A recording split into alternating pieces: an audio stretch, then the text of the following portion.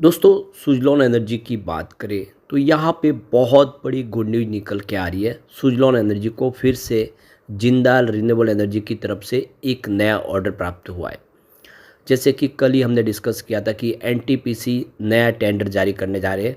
इससे पहले 1100 मेगावाट का टेंडर ऑलरेडी सुज़लॉन हासिल कर चुका है। फिर से एक मौका है, मार्च में ये टेंडर होगा और आने वाले अप्रैल में इस टेंडर को प्रक्रिया को पूरा किया जाएगा। तो अब आप देख सकते हो इसके बीच में जिंदाल रिन्यूएबल की तरफ से ऑर्डर ऑलरेडी मिल चुका है। यहाँ पे एक और अपडेट है जो रूमर क्लेरिफिकेशन को लेकर, उसको भी जानेंगे इस वीडियो के माध्यम से। साथ में इस वीडियो में हम डिस्कस करेंगे एफआई आखिर बाज़ार से निकल क्यों रहे, क्यों लगातार बिकवाली हो रही है, उसको समझने की कोशिश करेंगे। और क्या सुज़लॉन में आने वाले समय में अब बेहतर उम्मीद वापस दिखाई देगी। वैसे स्टॉक 50 के आसपास है, काफ़ी ज़्यादा करेक्ट भी हो चुका है, बाज़ार में गिरावट का दौर जारी है। ऐसे में क्या है संभावना। लेकिन फ्रेंड्स, उससे पहले अगर आप पहली बार हमारे चैनल पे आए तो चैनल को सब्सक्राइब कर दीजिए, एक बेल आइकॉन दबा दीजिए ताकि जब भी नया वीडियो बने पहला नोटिफिकेशन आपको मिले। वीडियो पसंद आए तो लाइक से ज़रूर कीजिए। चलो फ्रेंड्स, वीडियो स्टार्ट करते हैं। मैं हूँ आपका दोस्त SP दवे और हमारे अपने चैनल ऑनलाइन कमाई में आपका बहुत बहुत स्वागत है। तो सबसे पहले निफ्टी एनर्जी की बात कर ले। आज 30,239 के स्तर पे क्लोजिंग देखने को मिली, 232 पॉइंट की तेज़ी के साथ, यानी 0.77% अप पर रहा। तो बाज़ार में ठीक ठाक है वातावरण, इतनी बड़ी गिरावट नहीं है लेकिन लगातार गिर ही रहा है। बाज़ार में कोई बड़ी तेज़ी तो भी बन नहीं पा रही है। सुज़लॉन में भी इस पॉजिटिव खबर का भी उतना कोई खास असर आज देखने को नहीं मिला। अब आप देख सकते हो कि सुज़लॉन के स्टॉक की क्लोजिंग 50.07 पर रही है, जहाँ पे 0.5% की हल्की सी तेज़ी देखने को मिली है, क्योंकि अभी भी रिटेल निवेशक बहुत ज़्यादा डरे हुए हैं। एफआई के साथ में रिटेल निवेशकों की तरफ से भी बिकवाली हो रही है और इसी वजह से बाज़ार संभल नहीं पा रहा है। अब इसकी हिस्टोरिकल परफॉर्मेंस देखें तो पिछले 3 महीनों का जो हाई है वो 70.18 का है। और अगर हम बात करें इसके 1 ईयर के हाई की तो वो 86.04 का है। और ये इसका 52 वीक का हाई भी है और 5 ईयर का हाई भी है। तो 86 तक गया था स्टॉक और वहाँ से इसने गिरावट शुरू की, काफ़ी स्टॉक नीचे आया। अभी इसका 3 मंथ का लो अगर देखें तो 46.60 के आसपास है। और अगर हम बात करें इसके 1 ईयर के लो की तो वो देख सकते हो कि करीब 36.60 के आसपास है। और यहाँ पे 3 ईयर का लो अगर देखें तो 5.42 का है। और 5 ईयर का लो इसका अगर आप देखें तो 1.56 का है, जो कोविड काल में आया था। आप देख सकते हो सारे स्टॉक तरह से हो गए थे, उस समय भारी गिरावट हुई थी। इस बार जो गिरावट है उससे भयंकर गिरावट कोरोना में हुई थी, अचानक बड़ी गिरावट हुई थी, काफ़ी ज़्यादा नुकसान में आ गए थे सभी शेयर। उस समय ये भी लगभग ₹1.5 के आसपास आया था। लेकिन वहाँ से जिसका निवेश है उसको तो अभी भी बेहतर रिटर्न मिला है, लेकिन काफ़ी लोग हैं जो 70-80 रुपये के आसपास फंस गए, उनको भारी नुकसान हो रहा है। अब यहाँ पे जो बड़ी अपडेट निकल के आ रही है, सुज़लॉन एनर्जी ने एक्सचेंज को जानकारी दी है कि उनको जिंदाल रिन्यूएबल की तरफ से नया ऑर्डर प्राप्त हुआ है। तो ये देख सको कि एक्सचेंज को जानकारी इसकी मिल चुकी है। 204.75 मेगावाट का Jindal green wind one private limited की तरफ से इनको ऑर्डर प्राप्त हुआ है, जो जिंदाल रिन्यूएबल की सब्सिडीज कंपनी है। और ये थर्ड लगातार ऑर्डर है जो कंपनी की तरफ से मिला है, रिपीट ऑर्डर मिल रहे। ये देख सकते हो कि एक लार्जेस्ट कमर्शियल और इंडस्ट्रियल ऑर्डर है सुज़लॉन के लिए। और इसकी जो टोटल जो कैपेसिटी है वो 907.2 मेगावाट तक है सभी ऑर्डर को मिला के। तो 3 ऑर्डर कंपनी दे चुकी है, 2 ऑर्डर कंपनी ऑलरेडी पहले दे चुकी है सुज़लॉन एनर्जी को।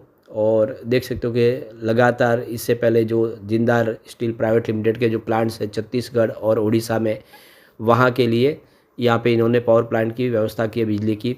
तो करीब 702.45 मेगावाट के विंड एनर्जी के प्रोजेक्ट ऑलरेडी पहले ही दिए जा चुके हैं छत्तीसगढ़ और उड़ीसा में, जिनके पावर प्लांट जो है जिंदाल के वहाँ के लिए। और अब एक नया ऑर्डर और प्राप्त हुआ है। तो इस तरह से तीनों ऑर्डर मिला के 907 मेगावाट के ऑर्डर हो चुके हैं। और ये देख सकते हो कि कंपनी का जो इस समय कमर्शियल और इंडस्ट्रियल कस्टमर की टोटल देखें तो 59% का योगदान है टोटल ऑर्डर बुक के अंदर। और इस समय जो कंपनी की ऑर्डर बुक है वो 5.9 गीगावाट तक पहुंच चुकी है। काफ़ी ज़बरदस्त ऑर्डर बुक बढ़ रही है, लगातार ऑर्डर मिल रहे कंपनी को। तो इस ऑर्डर के तहत सुज़लॉन करीब 65 विंड टर्बाइन, जिसकी rated capacity S144 wind turbine generator supply करेगी, और हाइब्रिड इलेक्ट्रिक्स टावर होंगे। तो इनकी जो कैपेसिटी है 3.15 मेगावाट ईच की कैपेसिटी है, जो करीब 65 जो विंड टर्बाइन इनको सप्लाई किए जाएंगे।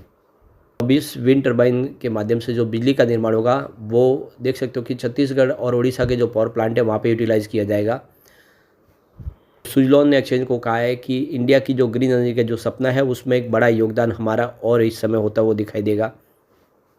अब इस मौके पे गिरीश तांती जो वाइस चेयरमैन है सुजलॉन एनर्जी का, उनका कहना है कि कर्नाटका में हमने सक्सेसफुली हमारे जो प्रोजेक्ट कंप्लीट करने के बाद जो वहाँ का जो कार्बन डाइऑक्साइड है उसकी कमी करने के स्टील प्रोजेक्ट के लिए अब तमिलनाडु में भी हम आगे बढ़ते हुए दिखाई दे रहे हैं। इससे पहले अगर आप देखें तो हिमांशु मोदी ने CNBC TV18 को जो इंटरव्यू दिया था उसमें कहा था कि हमारी जो ऑर्डर बुक है 5.5 गीगावाट के आसपास है, जो आने वाले 18 महीने में हम कंप्लीट करेंगे। अब ये ऑर्डर बुक इनकी 5.9 गीगावाट तक पहुंच चुकी है, यानी आने वाले समझ लेके आप 2-2.5 साल का काम इनके पास इस समय आप देखें पेंडिंग है। अब इसी मौके पे भरत सक्सेना जो प्रेसिडेंट है जिंदाल रिन्यूएबल इसके, उनका कहना है कि जिंदाल रिन्यूएबल ने कमिटमेंट किया है कि आने वाले समय में हमारा जो भी स्टील इंडस्ट्रीज का जो पोल्यूशन है उसको हम ख़त्म करेंगे, डिकार्बोनाइजेशन की तरफ आगे बढ़ेंगे। और यह इसलिए हमने तीसरा ऑर्डर सुजलॉन को दिया है। लगातार हमारी पार्टनरशिप आगे बढ़ रही है और क्लियर एनर्जी के तहत हमारे स्टील का निर्माण हम करेंगे, ये हमारा सपना है। और इसी के तहत सुजलॉन जैसा हमको पार्टनर मिला है भरोसेमंद, जिसके माध्यम से हम अपना सपना पूरा करेंगे।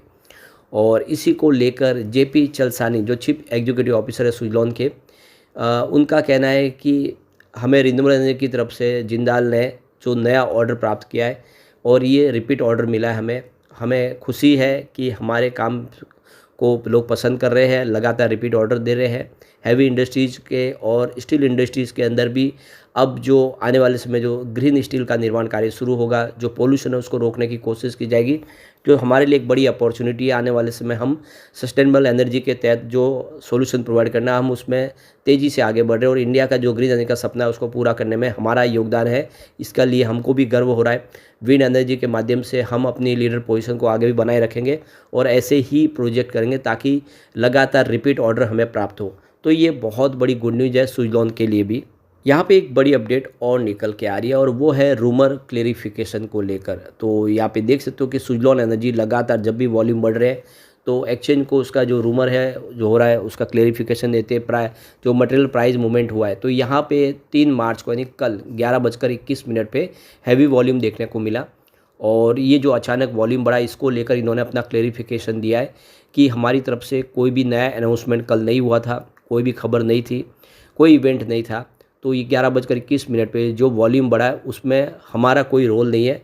ये जो भी वॉल्यूम बढ़ रहा है इसके पीछे बाज़ार जिम्मेदार है। बाज़ार में जो कोई बड़े फंड हाउस ने खरीदारी की होगी उसकी वजह से ये वॉल्यूम में वृद्धि देखने को मिले, इसकी जानकारी इन्होंने दे दी है और आज जाके ये नई खबर निकल कर आई है। और इसका भी कोई इतना पॉजिटिव असर तो देखने को नहीं मिला क्योंकि बाज़ार के सेंटीमेंट बिगड़े हुए हैं। इस समय FDI का जो निवेश है वो लगातार घट रहा है, ग्लोबल इन्वेस्टर बाज़ार से निकल रहे हैं। तो भारत में इस समय अक्टूबर-दिसंबर 2024 में FDI का जो निवेश है वो 5.6% घटकर देख सकते हैं कि 10.9 अरब डॉलर के आसपास रहा है। और ये देख सके अप्रैल-दिसंबर 2024 में 27% बढ़कर 40.57 अरब डॉलर हो गया था। तो यहाँ पे काफ़ी कम हुआ है निवेश और देख सकते हो कि बहुत सारे जो निवेशक हैं वो अब निवेश अपना इंडिया से निकाल के दूसरे देशों में लगा रहे हैं। तो सिंगापुर और अमेरिका की तरफ निवेश बढ़ रहा है जबकि मॉरिशस, जापान और ब्रिटेन से निवेश घटा है। इन देशों में निवेश को कम किया है और ज़्यादा करके आप देखें तो जो निवेश आ रहा है वो सर्विस सेक्टर, कंप्यूटर, टेलीकॉम और रिन्यूएबल सेक्टर में ज़्यादा निवेश आ रहा है। ये हॉट जो है सेक्टर है जिसमें निवेश काफ़ी ज़्यादा हो रहा है। अगर यहाँ पे निवेश जिन राज्यों में ज़्यादा आया तो वो है महाराष्ट्र, गुजरात, कर्नाटका शीर्ष में है जिनमें काफ़ी ज़्यादा निवेश FI की तरफ से हो रहा है। तो FI बाज़ार में अभी भी थोड़े से डरे हुए हैं क्योंकि उनको लगता है कि बाज़ार ओवर वैल्यू हो चुका है, लेकिन जल्द ही बाज़ार में फिर लौट के FI आएंगे और बाज़ार की सेहत को फिर से हम सुधरता हुआ देखेंगे। लेकिन फ्रेंड्स, कोई भी इन्वेस्टमेंट करने से पहले अपने फाइनेंशियल एडवाइज़र से एडवाइस ले लें या अपना खुद का रिसर्च करें क्योंकि मैंने वीडियो आपके एजुकेशनल पर्पज़ के लिए ही बनाए। वीडियो पसंद आए तो लाइक से ज़रूर कीजिए और चैनल को सब्सक्राइब कर दीजिए। Thank you friends.